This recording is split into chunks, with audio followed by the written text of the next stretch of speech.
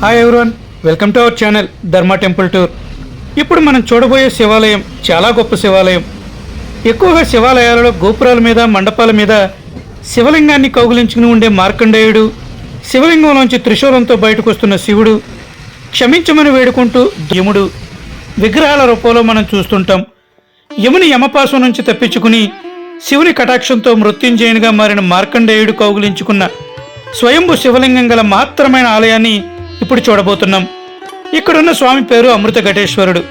ఈ ఆలయం ఉన్న ఊరు పేరు తిరుక్కడయూర్. అమ్మవారి పేరు అభిరామిదేవి అమ్మన్.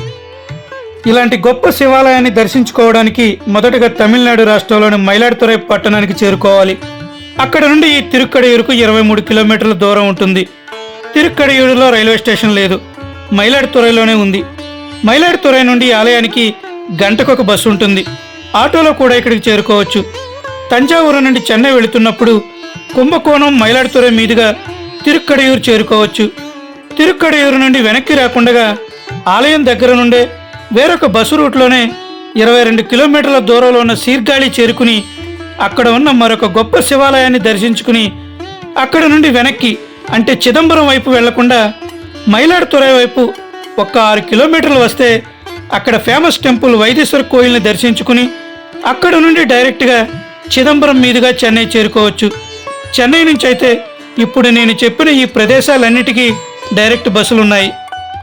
అత్యంత ప్రముఖ శైవ క్షేత్రాలున్న ఈ చిదంబరం, మైలాడుతురై, కుంభకోణం, తంజావూరు, తిరుచి, మదురై, రామేశ్వరం వరకు తెలుగు రాష్ట్రాలలోని వైజాగ్, విజయవాడ, తిరుపతి వంటి పట్టణాల నుంచి డైరెక్ట్ వీక్లీ ట్రైన్స్ ఉన్నాయి. ఎంతో ప్రసిద్ధి చెందిన 3000 సంవత్సరాల నాటి శనీశ్వర ఆలయం ఉన్న ఊరు తిరునల్లార్. ఆ తిరునల్లార్ ఈ తిరుక్కడయూరుకి 25 కిలోమీటర్ల దూరం మాత్రమే. ఈ ఆలయానికి గల మరొక ముఖ్యమైన విశిష్టత షష్ఠిపూర్తి మహోత్సవం. దేశంలోనే షష్ఠిపూర్తి ఉత్సవాలు ఎక్కువగా చేసుకునే ఆలయం ఇది. కాసేపట్లో ఆ వివరాలు కూడా చూద్దాం. శివుడు తన భక్తుడైన మార్కండేయుడిని పూర్ణాయుష్యుడిగా చేసిన వైనం, అమ్మవారైన అభిరామిదేవి తన భక్తుడైన అభిరామి భట్టర్ ప్రాణాన్ని కాపాడిన వైనం, అసలు శివుడు అమృత ఘటేశ్వరునిగా ఇక్కడ కొలువు తీరడానికి గల కారణాన్ని ఇప్పుడు తెలుసుకుందాం. 276 పాడలు పెట్టిన శైవ స్థలాలలో ఈ ఆలయం ఒకటి. 63 మంది నాయనార్లలో 2 నాయనార్లు ఇక్కడ శివుణ్ణి పూజించారు. వారే కుంగలియ కాళయ నాయనార్ మరియు కరి నాయనార్. అయితే కాళయ నాయనార్ చాలా తీవ్రమైన పేదరికంలో ఉండేవాడు. అయినా ధూపదీపాలతో స్వామిని పూజించేవాడు. ఒకసారి ఆ ధూపానికి కూడా డబ్బులు లేకపోతే తన భార్యకున్న కాస్త బంగారాన్ని కూడా అమ్మేసి స్వామికి అగరబత్తులు వెలిగించేవాడు. తర్వాత కాలంలో అతను ధనధాన్యాలకు లోటు లేకుండా బ్రతికి మోక్షం పొందాడు. తమిళ్లో కుంగలియం అంటే అగరబత్తుల పొడి అని అర్థం. అందుకే కాళయ నాయనార్కు కుంగలియ కాళయ నాయనార్ అని పేరు.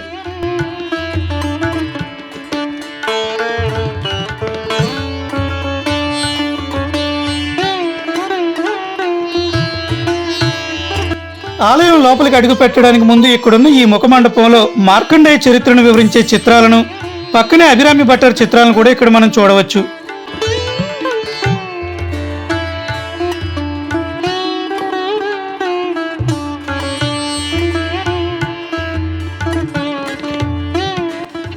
ఇక్కడ ఎక్కువగా విరజాజి పువ్వులు, మల్లె పువ్వులు అమ్ముతారు. అందుకు కారణం మార్కండేయుడు ప్రతిరోజు శివుణ్ణి జాజి, మల్లె పువ్వులతోనే పూజించేవాడట. అందుకు ఈ పుష్పాలనే ఇక్కడ స్వామివారికి సమర్పిస్తారు. ఇలా స్వామిని జాజి, మల్లె పువ్వులతో పూజిస్తే 1008 సార్లు పూజించిన ఫలితం కలుగుతుందట.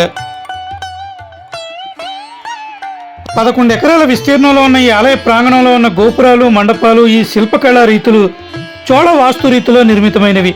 రాజరాజ చోళుడు, కులోత్తుంగ చోళుడుల పరిపాలనా కాలంలో ఈ ఆలయ నిర్మాణం జరిగినట్టు చారిత్రక ఆధారాలు, ఈ ఆలయంలోని శాసనాలు తెలుపుతున్నాయి.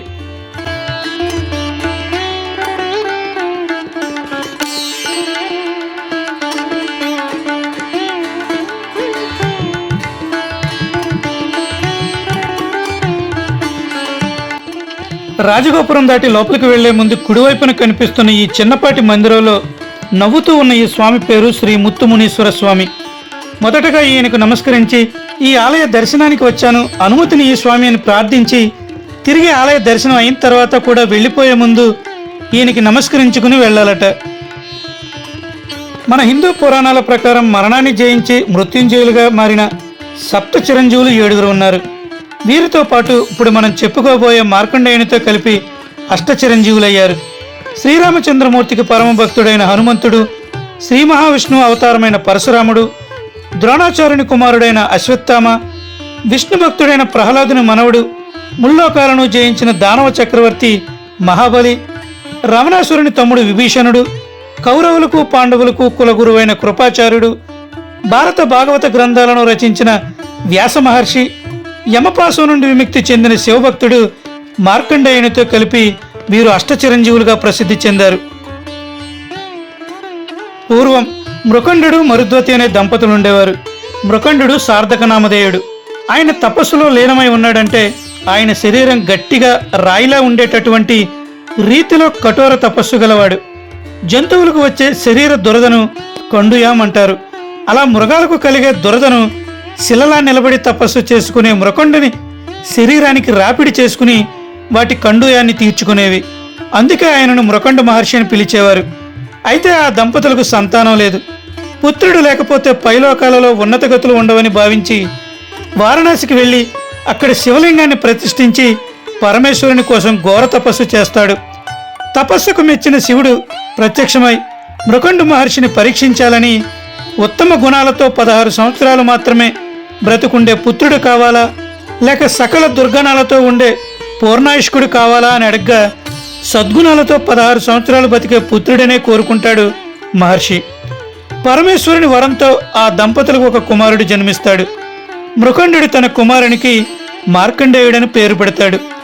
దినదిన ప్రవర్ధమానంగా భక్తి ప్రపత్తులతో ఎదుగుతున్న మార్కండేయుడు తన తండ్రి అయిన మృకండు మహర్షి దర్శనానికి సప్తఋషులు వచ్చినప్పుడు వారికి నమస్కరించగానే సప్తఋషులు చిరంజీవాని దీవిస్తారు మార్కండేయుడిని. నా కొడుకు అమరుడవుతాడా అని వారిని ప్రశ్నించగా వారు అసలు జరిగింది దివ్య దృష్టితో గ్రహించి ఆ బాలుడిని బ్రహ్మదేవుని వద్దకు తీసుకువెళతారు. బ్రహ్మ కూడా చిరంజీవిగా దీవించి నిత్యం పరమేశ్వరుని పూజించమని శివార్చన మానవద్దని చెప్పి తను కూడా మార్కండేయుని అమరత్వం కోసం శివుణ్ణి ప్రార్థిస్తాడు. జరిగిన ఈ విషయాలన్నీ త్రిలోక సంచారైన నారద మహర్షి యమధర్మరాజుకు వివరించి 16 ఏళ్లు నిండిన వెంటనే మార్కండేయుని ప్రాణాలు తీయకపోతే ఈ ప్రపంచానికి యముని భయం పోతుందని చెప్పి అలాగే మార్కండేయుని వద్దకు వెళ్ళి శివారాధన మాత్రం మానవద్దని చెబుతాడు. 16 సంవత్సరాలు నిండగానే మార్కండేయుని ప్రాణాలు తీసుకురమ్మని యమకింకరులను పంపిస్తాడు యముడు. మార్కండేయుని తేజస్సుని చూసి అతని ప్రాణాలు తీయడం మా వల్ల కాదంటూ వచ్చి యమునికి చెబుతారు. వెంటనే దున్నపోతు మీద యముడు బయలుదేరతాడు. యముడు వచ్చేటప్పటికి మార్కండేయుడు అకుంఠిత భక్తితో శివారాధన చేస్తుంటాడు. యముడు తమ యమపాసాన్ని విసిరేటప్పటికీ శంభో మహాదేవ అంటూ శివలింగాన్ని కౌగిలించుకుంటాడు మార్కండేయుడు. వెంటనే శివలింగంలోంచి మహాశివుడు ప్రత్యక్షమై యముణ్ణి ఆగ్రహావేశాలతో కాలితో గట్టిగా అదిమిపెట్టి అతని ఆధిపత్యాన్ని తీసేస్తాడు. పరమశివుని ఉగ్ర రూపాన్ని చూసి మన్నించి రక్షించమని వేడుకుంటాడు యముడు. మార్కండేయునికి చిరంజీవత్వాన్ని ప్రసాదిస్తాడు శివుడు. మార్కండేయునిచే పూజించబడిన ఇక్కడ శివలింగం మీద యముడు విసిరిన యమపాశం గుర్తులు కూడా ఉంటాయట. ఇక్కడ లింగ రూపంలో ఉన్న స్వామిని దర్శించుకున్నాక ఎడమ వైపున మరొక మందిరంలో లింగ రూపంలోంచి ఉద్భవించిన కాలసంహార మూర్తిని కూడా తప్పకుండా దర్శించుకోవాలి. గర్భాలయంలో నుండి బయటకు వచ్చేటప్పుడు ఎడమ వైపున ఉన్న గుమ్మం వద్ద నిలబడితే ఆ చోటు నుంచే కుడివైపుకు బయటకు చూస్తే మండపం అరుగు మీద ఒక సన్నిధిలో యమధర్మరాజు రూపం మనకు దర్శనమిస్తుంది. ఆయన్ని ఒకసారి దర్శించి తల ఎడమవైపుకు తిప్పితే కాలసంహారమూర్తి దర్శనం జరుగుతుంది. ఏకకాలంలో ఈ దర్శనం అవుతుంది. ఇలా చేయడం వల్ల మృత్యుభయం ఉండదని ఇక్కడ చెబుతారు. ఈ వీడియో చూసిన తర్వాత ఎవరైనా ఈ ఆలయానికి వెళ్ళినట్లయితే ఈ దర్శనాన్ని తప్పనిసరిగా చేయండి. ఇక్కడ మార్కండేయుడు కౌగిలించుకున్న స్వామి అమృత ఘటేశ్వర స్వామి. అమృతం అంటే మరణం లేకుండా చేసేది. ఇక్కడున్న శివలింగం అటువంటి అమృతంతో అభిషేకించబడటం వల్లనే మార్కండేయుడు అమరత్వాన్ని పొందాడు. ఇక్కడ గర్భాలయ గుమ్మం దాటుకుని అడుగు బయట పెట్టగానే ఎడమ వైపున కార్నర్లో ఒక చిన్న వినాయకుని మందిరం ఉంటుంది. ఈయన్ని కూడా తప్పనిసరిగా దర్శించుకోవాలి. ఆ వినాయకుని పేరు తిరుట్టు పిళ్ళయ్యార్, అంటే దొంగ వినాయకుడు అని అర్థం. అలా వినాయకునికి ఆ పేరు, ఇక్కడ శివునికి అమృత ఘటేశ్వరుడు అనే పేరు రావడానికి గల కారణం, పూర్వం దేవతలు రాక్షసులు అమృతం కోసం క్షీరసాగర మదనం చేస్తారు. అలా వచ్చిన అమృతాన్ని ఒక కుండలో పోసి విఘ్నేశ్వరుని ప్రార్థించకుండానే ఆ అమృతాన్ని తాగడానికి సిద్ధమవుతున్న తరుణంలో వారి నుంచి వినాయకుడు ఆ అమృతపు కుండను దొంగిలించి ఈ ప్రాంతానికి తీసుకువచ్చి ఇక్కడున్న శివుణ్ణి అమృతంతో ప్రార్థించాడనేది స్థల పురాణం. తమిళ్లో కడై అంటే కొండని అర్థం. కడైలో అమృతం ఉండడం వల్ల తమిళ్లో అమృత కడేశ్వరుని గాను, తెలుగులో అమృత ఘటేశ్వరుని గాను పిలుస్తారు.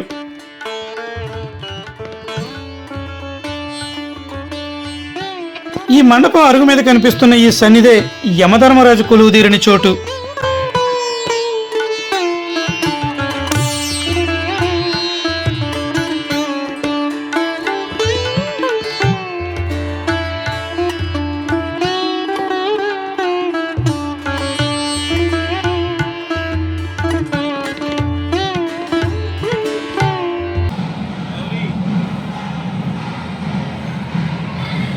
షష్ఠి పూర్తి ఉత్సవాన్ని జరుపుకునే ఆలయాల్లో దేశంలోనే ప్రసిద్ధ ఆలయం ఈ అమృత ఘటేశ్వర ఆలయం.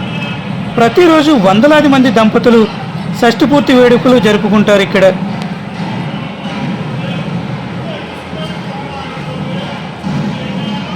ఈ వేడుకలు జరిగే పొడవైన అతిపెద్ద మండపం ఇది. షష్ఠి పూర్తి వేడుకలతో ఎప్పుడూ ఇలా రద్దీగా ఉంటుంది ఈ ఆలయం.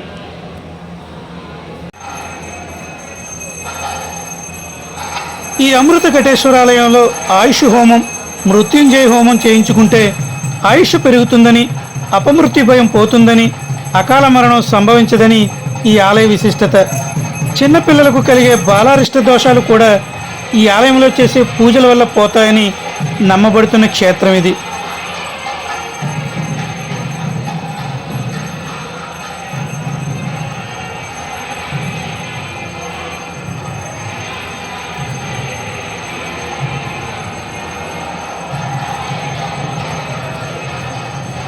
ఇక్కడ ఒక పండితుడు వివరించిన దాని ప్రకారం షష్ఠి పూర్తికి అయ్యే ఖర్చు 3 కలశాల పూజతో 15,000 రూపాయల నుండి, 5 కలశాలతో 21,000 రూపాయల నుండి ₹1,00,000 దాటి వారి వారి స్థాయిని బట్టి ఇక్కడ పూజలు జరిపిస్తారట.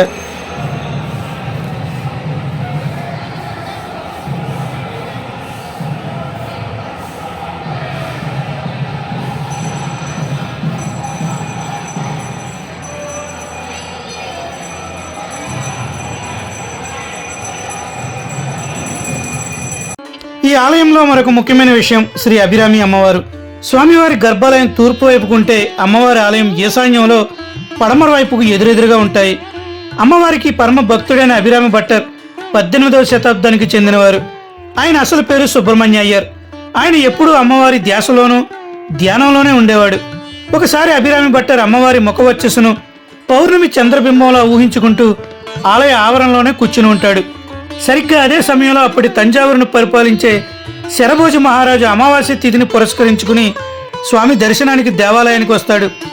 అక్కడున్న అందరూ రాజును గౌరవిస్తారు, కానీ అభిరామి భట్టర్ మాత్రం అలానే కూర్చుని ఉంటాడు. రాజుకు కోపం వస్తుంది. ఈ రోజు తిథి ఏంటో చెప్పగలవా అని అడుగుతాడు. అమ్మవారి రూపాన్ని పౌర్ణమి బింబంలో ఊహించుకుంటూ మానసిక దర్శనంలో ఉన్న అభిరామి భట్టు ఈరోజు పౌర్ణమేని అంటాడు. రాజు మరింత కోపోద్రిక్తుడవుతాడు. ఇతన్ని తీసుకువెళ్ళి ఒక చెక్కపై కట్టేసి కింద పుల్లలతో మంట వేసి మరణశిక్ష విధించమని ఆజ్ఞయిస్తాడు. అలా ఒక చెక్కపై 100 తాళ్లతో కట్టి కింద నిప్పు పెడతారు. అభిరామి భట్టు అమ్మవారిని శ్లోకాలతో ప్రార్థించడం మొదలు పెడతాడు. అలా 79వ పద్యం పాడేసరికి అమ్మవారు ప్రత్యక్షమై ఆమె చెవుకున్న రింగుని తీసి ఆకాశంలోకి విసిరేసరికి ఆ అమావాస్య చీకటిలో వెలుగులు చిందుతూ చంద్రబింబం కనబడేసరికి కాలుతున్న మంటలు ఆరిపోతాయి. మహారాజు పశ్చాత్తాపడి అయ్యర్ కాళ్ళ మీద పడి వేడుకుంటాడు.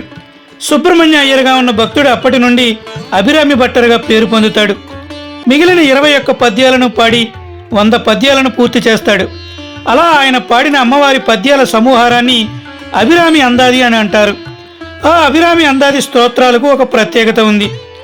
అందాది అనే పదానికి అర్థం అంత్ అంటే ముగింపు, ఆది అంటే ప్రారంభం. పాడిన ప్రతి పద్యంలోని చివరి పదం తర్వాత పద్యంలోని మొదటి పదంగా మారుతుంది.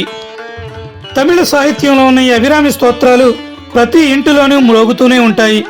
అలాగే అమ్మాయిలకు ఎక్కువగా అభిరామి అనే పేరును పెట్టుకోవడం ఇక్కడ ఆనవాయితీ. ఈ ఆలయ దర్శన సమయాలు ఉదయం 6 గంటల నుండి మధ్యాహ్నం 1 గంట వరకు, అలాగే సాయంత్రం 4 గంటల నుండి రాత్రి 8:30 వరకు తెరిచే ఉంటుంది.